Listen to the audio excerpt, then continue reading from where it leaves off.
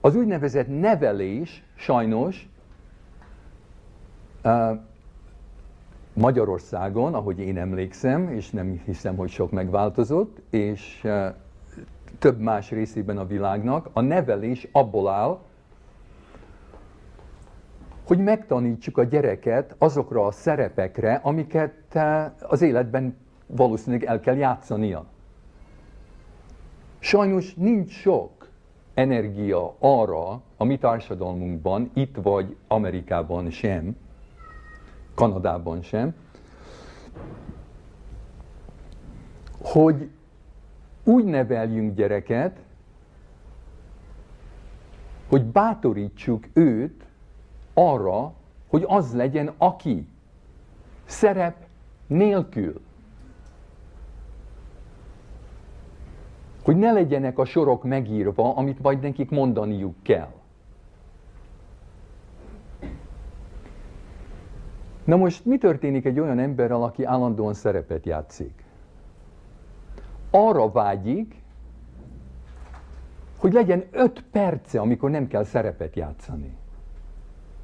Hogy ne legyen mindig a pódiumon.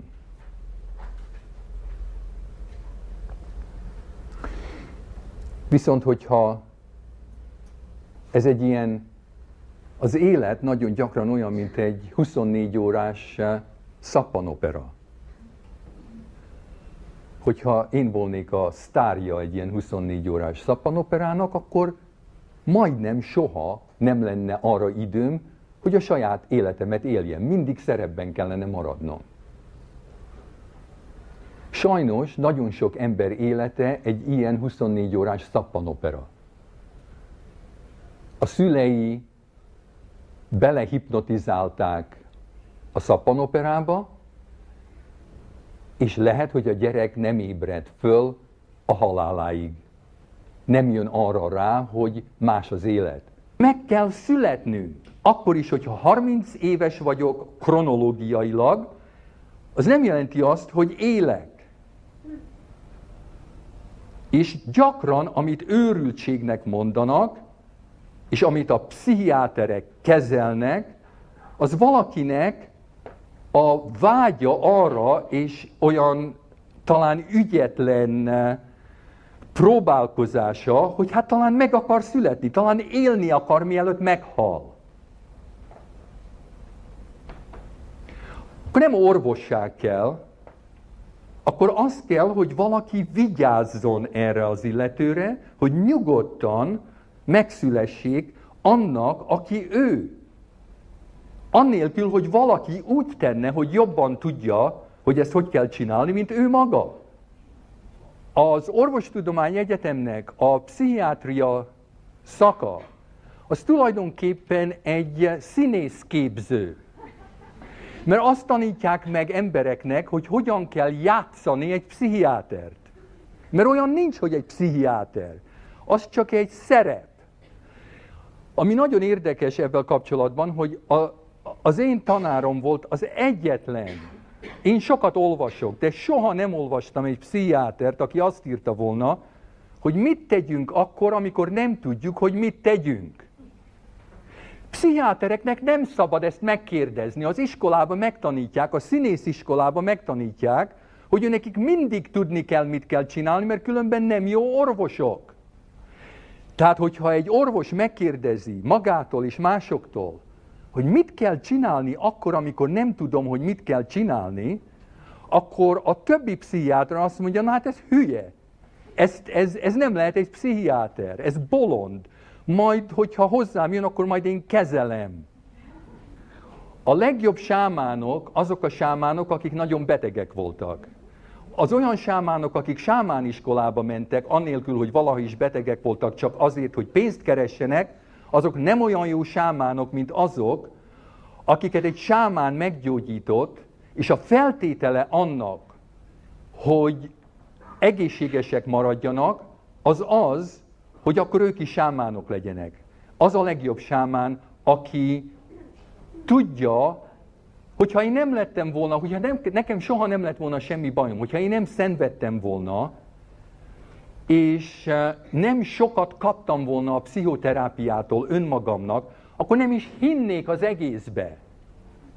Tehát valaki, aki csak például, nem tudom, hogy itt hogy van, de Észak-Amerikában 95-98%-a a pszichiátereknek soha nem volt pszichoterápiában. Hát persze, hogy nem hisznek benne. Az anyám soha nem szeretett. Na, az nem egy könnyű dolog azt úgy elmondani az embernek magáról.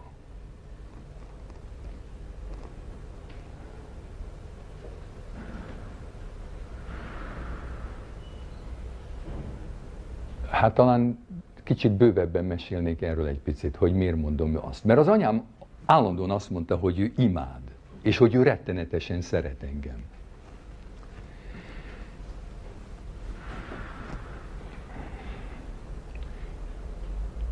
Arra kellett rájönnöm például, hogy ő éhes volt. És engem evett. És azt úgy szeretett engem, mint ahogy én szeretem azt, amit eszek. Jaj, de szeretem ezt a húst. Jaj, de szeretem ezt a főzeléket. A nyelv egy nagyon érdekes dolog. Hát persze, hogy szeretem a főzeléket, és szeretem a húst, de azt az állatot, akinek a hullájából kivágták azt a darab húst, azt az állatot valószínűleg nem szeretem. Mert ha szeretném, akkor nem vennék részt a mészárlásában és a fogyasztásában. Tehát így hazudik a nyelv.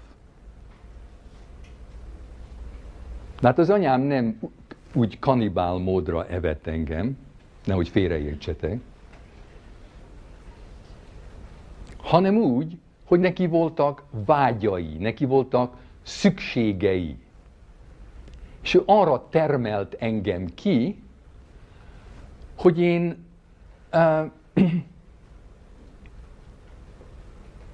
megfeleljek az ő szükségének, az ő vágyainak. Hogy nekem kellett lenni valakinek, amire ő neki szüksége volt. Hát, hogyha erről elgondolkoztok, akkor ez a vérfertőzés, ugye? Hát nem, hogy a szexuális vágy az csak egy vágy. Hát, hogyha arra kellettem volna neki, hogy szexuálisan legyek vele, akkor azt mondanátok, hogy hát ez egy vérfertőzéses kapcsolat. De mindegy, hogy milyen vágyat enged egy anya vagy egy apa a gyereke iránt, az is vérfertőzés. Csak nem olyan nyilvánvaló, egy kicsit úgy eldugott. Mert a szeretetnek az, ami valóban szeretet, azt úgy lehet definiálni, hogy a szeretet nem akar semmit. Szóval, ha az anyám szeretett volna, akkor megengedte volna, hogy az legyek, aki akarok. Hogy az legyek, aki vagyok. Nem, hogy bármikor, amikor én voltam én, akkor úgy általában azt mondta, hogy én rossz fiú vagyok. És amikor olyan voltam, amilyennek ő akart engem, akkor azt mondta, hogy jó fiú vagyok.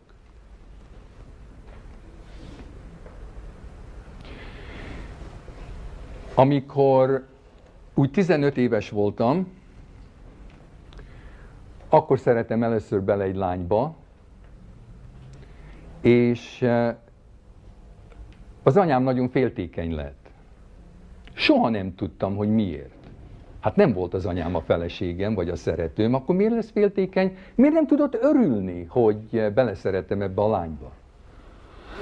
Olyanokat mondott nekem, hogy ennek a lány olyan keletlen péksütemény az arca. Meg aztán, hogy egy kurva. Azt is mondta nekem az anyám, hogy én egy olyan rettenetes és olyan csúnya fiú vagyok, hogy soha egy nő engem nem fog szeretni, és soha senki nem akar velem lenni, és ő se, ha nem volna éppen az anyám. Csak az egyetlen oka annak, hogy ő velem van, az azért, mert ő az anyám. És különben olyan rettenetes ember vagyok, hogy ő se szólna hozzám. Ez kb. 20 évbe tellett nekem később, hogy azt úgy kibogozzam és megértsem, hogy ezt tulajdonképpen miért csinálta. Hát azért csinálta, hogy soha ne hagyjam ott. Hogy soha ne legyen egyedül. Gondolta, hogy ha én ezt elhiszem, hogyha ezt be tudja szuggerálni, hogy ő az egyetlen nő, akivel valaha is kapcsolatom lesz, akkor soha nem fogom elhagyni. Hát ez nem szeretet, ugye? Amikor az R.D. Laing járta a világot, mindig megkérdezte mindenhol és mindenkitől, hogy mitől félnek a legjobban. És egy kis gondolkozás után, úgy általában minden országban és mindenki azt mondta, hogy a szeretettől félnek a legjobban. Nem attól félnék, hogy én nem tudlak téged szeretni, vagy nekem kell szeretni téged, hanem attól fél az ember, hogy szeressék. A legfélelmetesebb dolog átadni önmagamat, hogy valaki szeressen. Most miért olyan félelmetes az? Hogyha én szeretlek téged, akkor én akkor fordulok el tőled, amikor akarok. Tehát nem kell föladnom semmit. Én vagyok, én kontrollálok. De ha te szeretsz engem, és mondjuk én odaadom magam a te tartásodba, hogy te tarts engem, és szeress engem, akkor óriási bizalommal fordulok hozzád, és azt reszkírozom, hogy bármelyik pillanatban elejthetsz. Nagyon fontos az, hogy az embernek legyen bátorsága arra, hogy a saját szemszögéből beszéljen. Hogyha mondjuk az anyám, vagy valaki, mint az anyám, hozzám jönne terápiára, akkor nagyon kinyílna a szívem az ő fájdalmai felé. De amikor én kisgyerek vagyok, hogyha valaki nekem megmagyarázza, hogy miért olyan az anyám, amilyen, az csak arra jó, hogy ne érezzem a saját érzéseimet. Tehát nekem arra van szükségem, mint gyereknek, hogy valaki az én pártomat fogja. Valakinek az anyám, én remélem, hogy valaki fogná az anyám pártját is. És remélem, hogy egyszer valahogy a kettőnk között kialakulhat egy olyan kapcsolat, ami jó. De az nem lehet hamis. És az addig hamis, amíg a gyereknek kell arra gondolni, de hát olyan nehéz a mamának is. Az nem a gyerek gondja. A gyereket nem lehet terhelni a mama gondjával. Én persze, hogy megértem, hogy az anyám miért csinálta. Az anyám nem volt egy rossz ember. Mint a Ferenci mondta, a Ferenci nagyon gyakran mondta, és nagyon szelíden mondta, hogy ők nagyon szeretnék szeretni egymást, de nem tudják, hogy. Az anyám valószínűleg nagyon szeretett volna szeretni engem. Sajnos nem tudta, hogy. És én szívből kívántam volna, és kívánnám most, hogy talán valaki segített volna neki, hogy hogyan tudna esetleg engem szeretni.